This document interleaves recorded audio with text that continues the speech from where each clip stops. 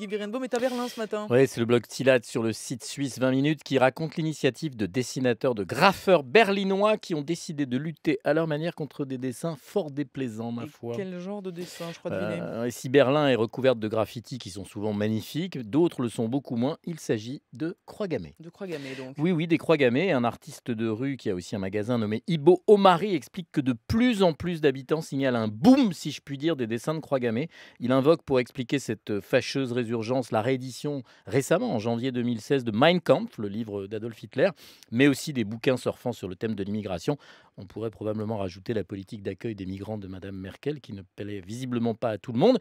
Du coup, les graffeurs qui ne tolèrent pas que leur art soit utilisé, détourné pour propager des idées aussi sales, ont décidé de modifier ces croix gammées, de les recouvrir. Alors, ils les transforment en hibou, en moustique, en fleurs, en damier. Il y a une vidéo formidable qui montre ces artistes en plein travail de transformation des croix gammées en repassant par-dessus. Et le plus génial, c'est vraiment le hibou. Regardez comment on fait un hibou avec une croix gammée, c'est super.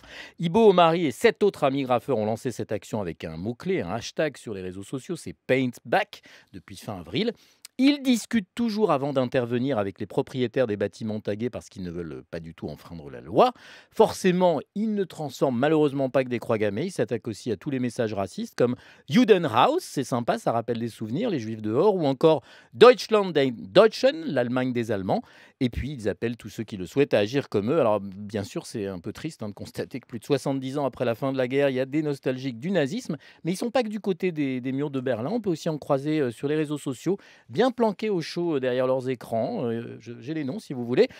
Albert Camus avait décidément raison, lui qui écrivit dans La Peste, et ça reste terrible, que la bêtise insiste toujours. Voilà. Et si on veut les voir ces dessins donc avec le hashtag Paintback, Oui, ça suffit. Painback, on va trouver des choses sur les réseaux sociaux.